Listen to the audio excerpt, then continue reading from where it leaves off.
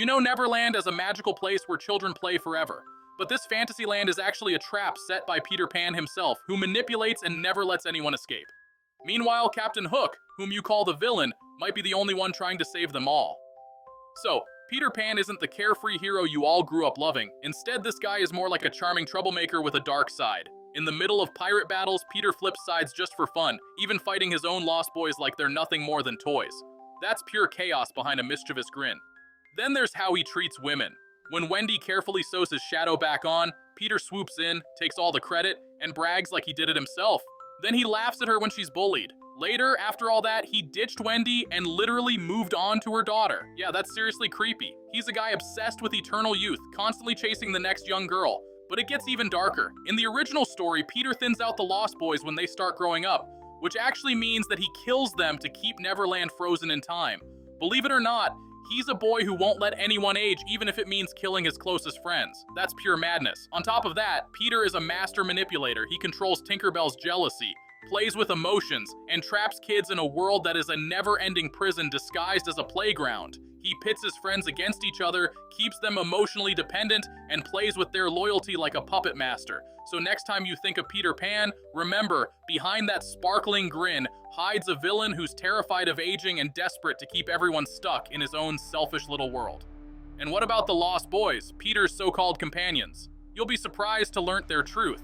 On the surface, it looks like fun. A group of boys doing endless adventure, no school, no homework. But dig deeper and it's disturbing. These kids literally lost. In J.M. Barrie's original story, the Lost Boys are children who fall out of their prams and are never claimed by their parents. Peter finds them and brings them to Neverland, and once they're there, they can't grow up. If they do, Peter thins them out. He's so obsessed with staying young that he'd rather let his friends die than grow older.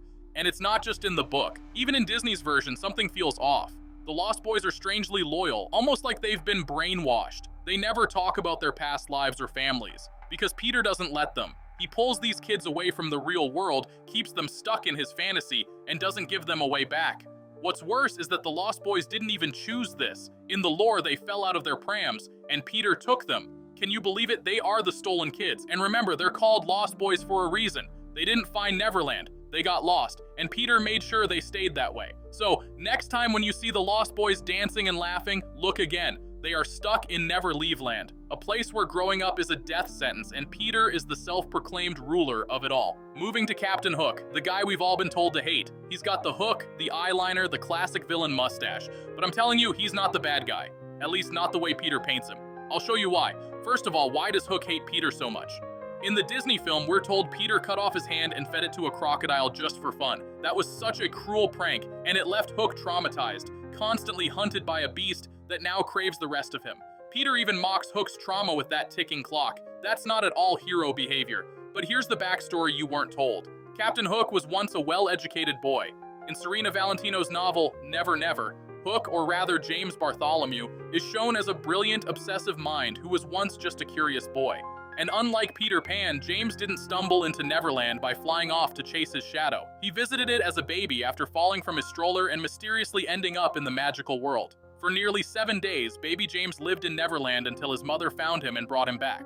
Had she not returned in time, James would have become a lost boy, just like the others. But instead, he grew up, and that brief glimpse of Neverland left a mark on him. As he grew older, James became obsessed with returning to the Neverland to reclaim that feeling of belonging. But grown-ups aren't welcome in Neverland anymore. So to chase it, James did the only thing that made sense to him. He became a pirate. By the time he returned, Peter had twisted Neverland into his own fantasy. Hook wasn't allowed in, and because he challenged Peter's control, he was cast as the villain. But Hook doesn't want to hurt the Lost Boys. In fact, in many versions of the story, he tries to free them. He sees what Peter is doing, and he knows it's not right. Actually, Hook's just trying to bring sanity back to his favorite land. And unlike Peter, Hook respects time. He's haunted by the ticking clock, sure, but he also faces it. He accepts that life moves forward. Peter, on the other hand, runs from time like it's the real villain. Maybe that's the difference. Peter fears adulthood, while Hook faced it. Even the way they treat others says everything. Peter constantly mocks, manipulates, and forgets people the second they're no longer fun. But Hook, despite his temper, commands loyalty from his crew. He's feared, sure, but he's real.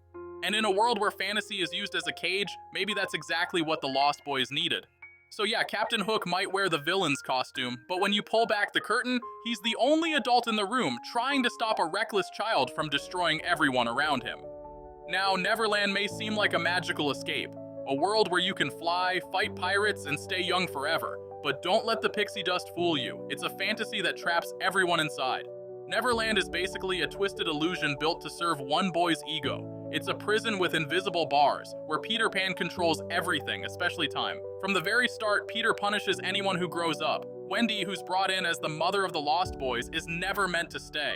The moment she shows signs of maturing and wanting to go home, Peter lets her go without hesitation. He no longer needs her in his fantasy world. The same thing happens to all the Lost Boys. In the Disney version, Peter lets them leave. But in J.M. Barrie's original story, it's far more disturbing, as discussed earlier. All of this just to keep Neverland frozen in time just the way he likes it. The terrifying part is that Peter doesn't just avoid growing up, he destroys it. Anyone who threatens his fantasy has to go.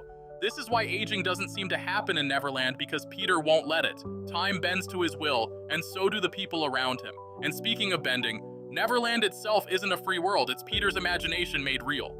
Everything from the pirates to the mermaids to the ticking crocodile is part of a world built to entertain him. It's like a stage and everyone is cast in a role. Wendy is the mother, Tinkerbell is the jealous fairy, the Lost Boys are his loyal soldiers, and Captain Hook is the villain because he is the only one who fights back. Tinkerbell doesn't just get jealous on her own. Peter pushes those buttons. He flirts, manipulates, and turns her into a tool for his amusement.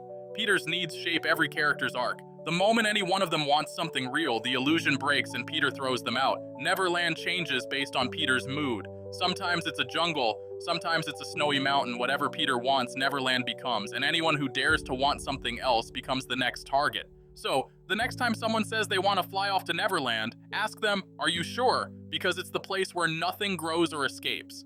A beautiful prison ruled by a boy who never wants to grow up, and make sure no one else can either. So who do you think is the real villain all along? Let me know your thoughts in the comments below, and if you found this video interesting, like, subscribe, and hit the bell icon.